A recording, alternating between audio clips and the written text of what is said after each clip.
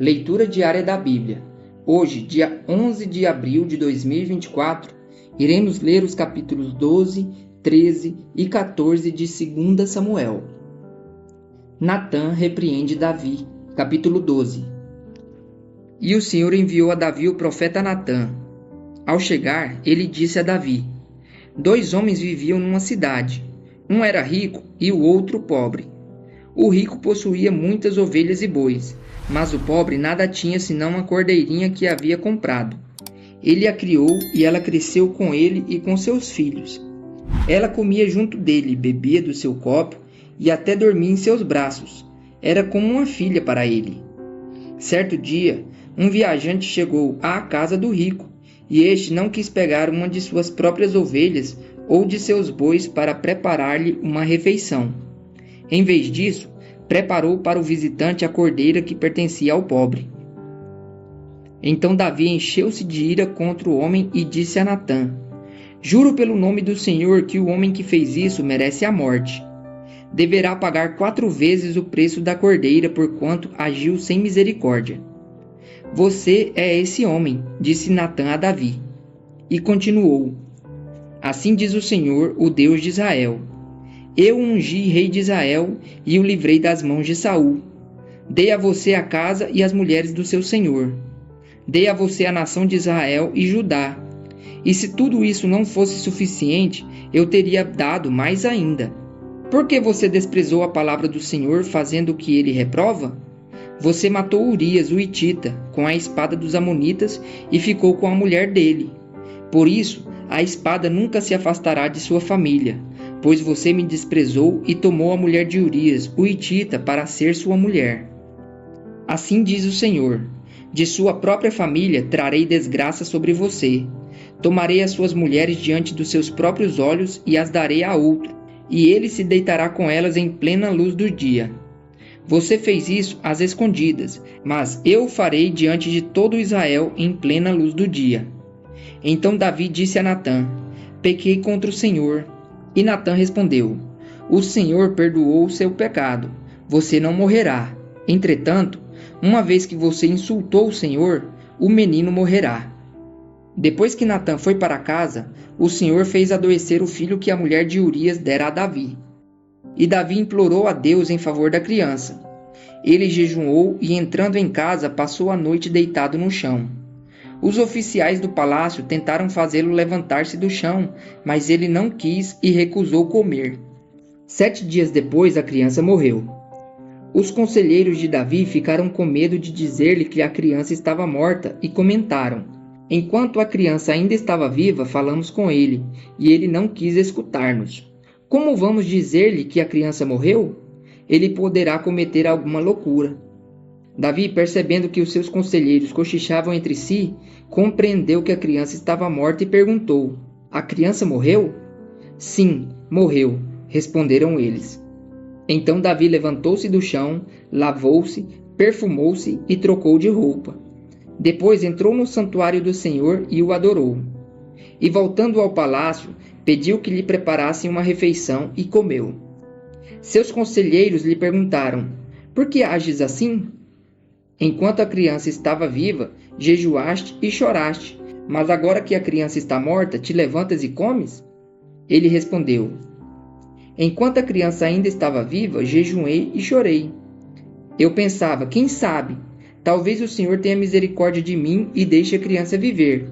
Mas agora que ela morreu, por que eu deveria jejuar?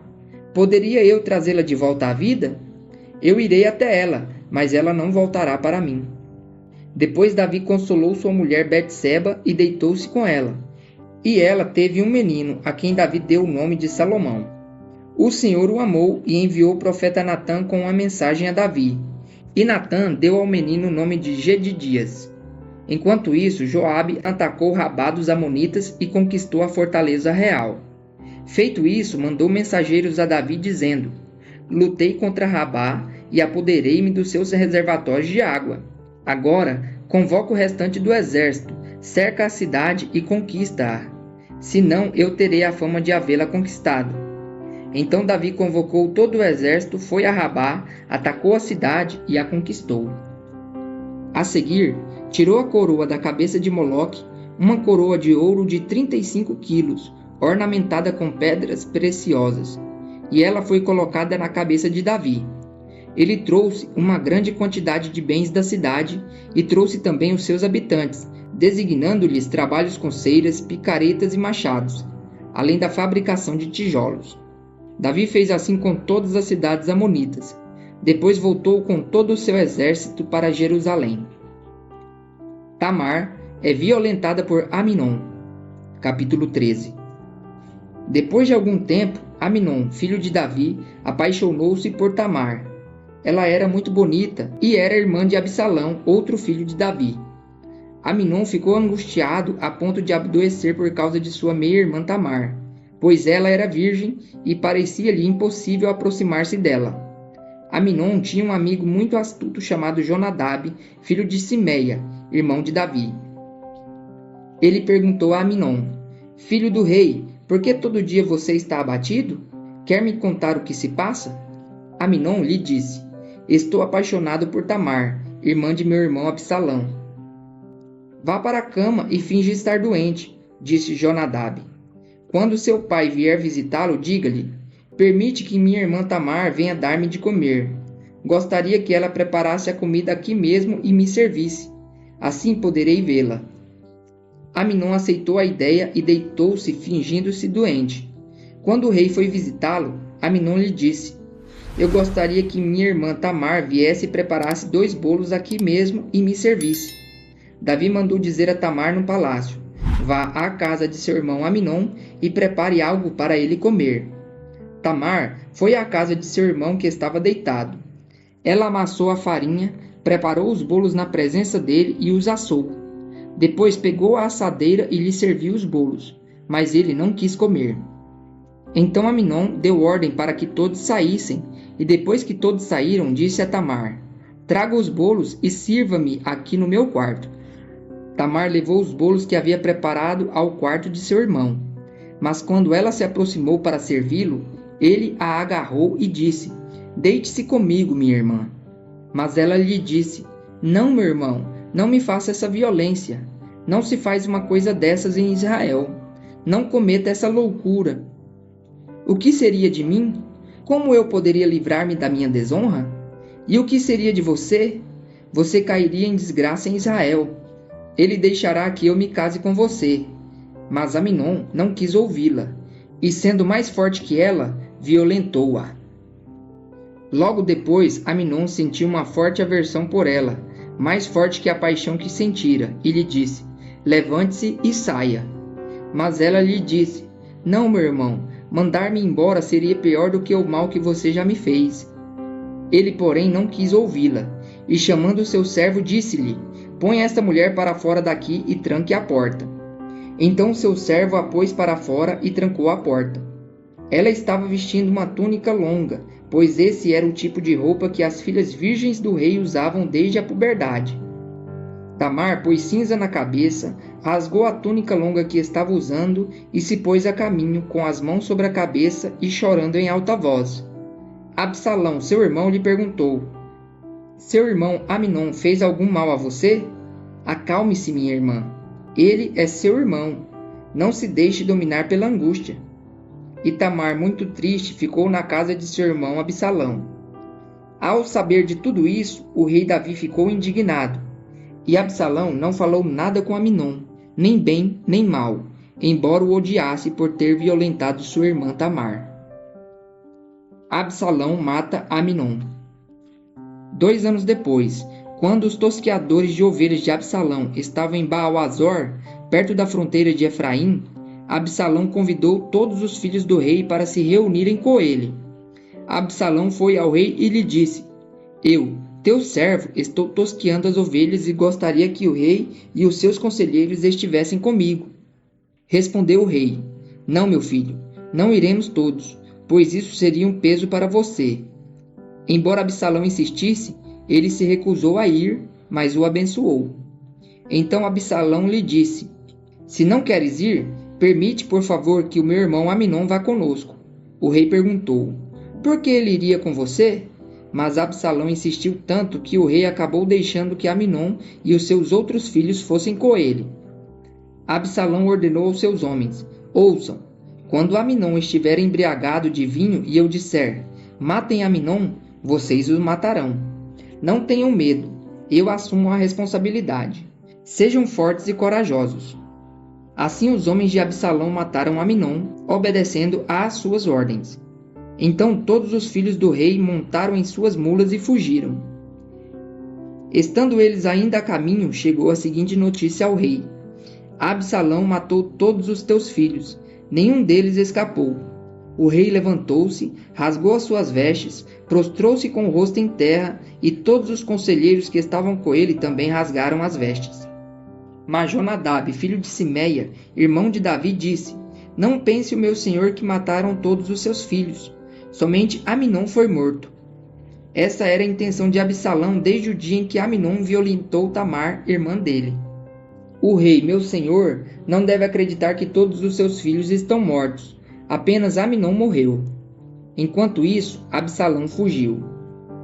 Nesse meio tempo, a sentinela viu muita gente que vinha pela estrada de Horonaim, descendo pela encosta da colina, e disse ao rei: vejo homens vindo pela estrada de Horonaim, na encosta da colina.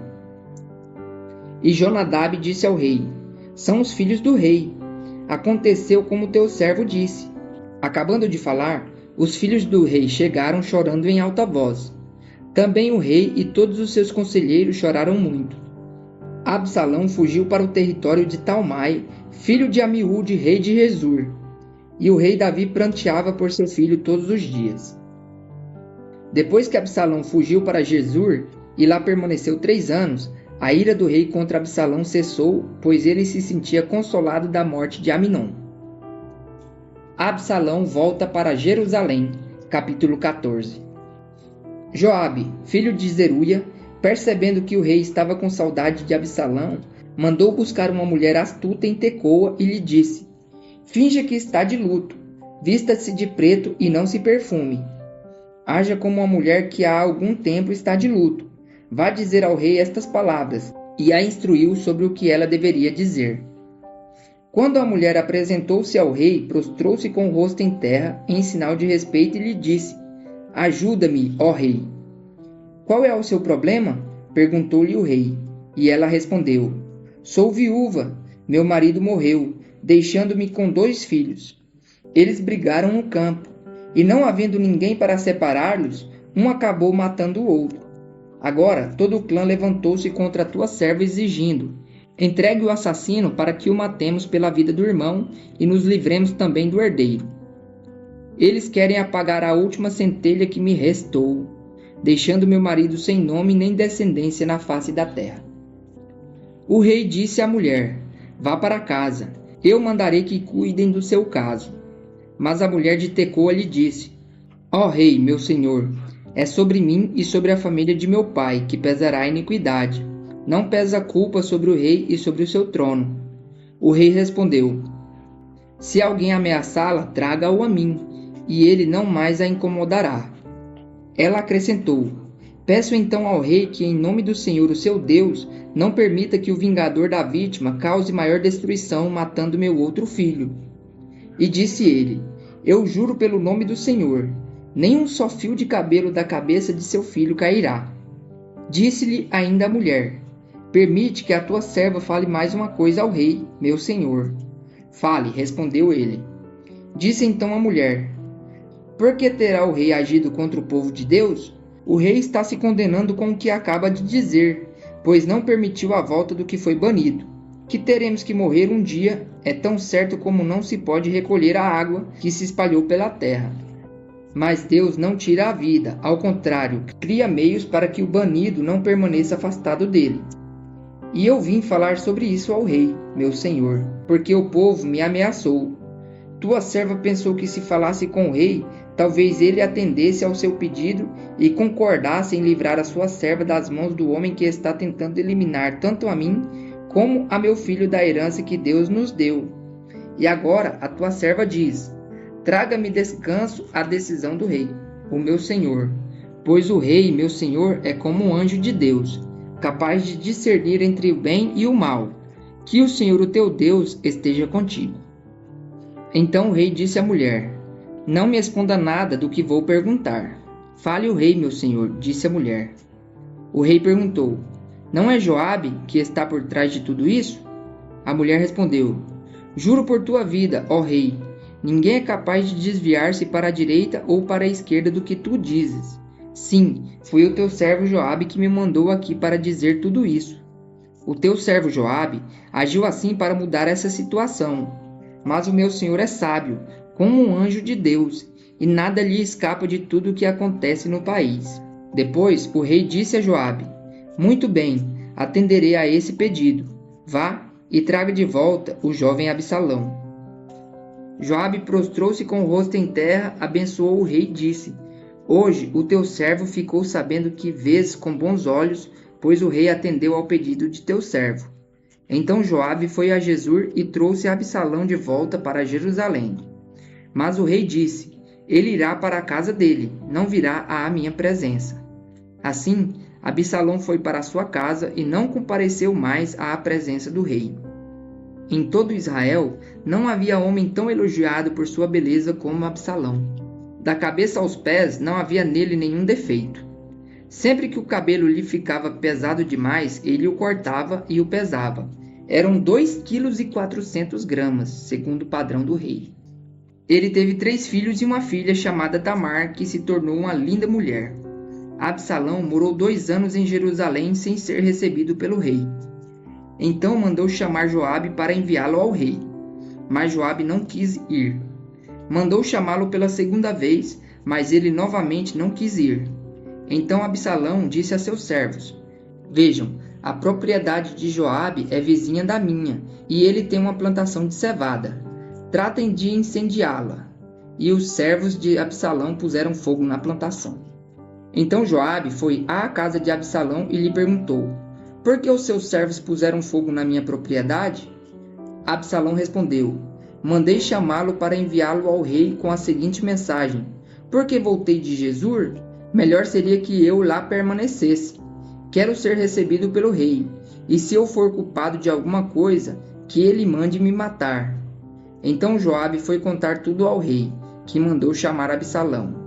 Ele entrou e prostrou-se com o rosto em terra perante o rei, e o rei saudou-o com um beijo.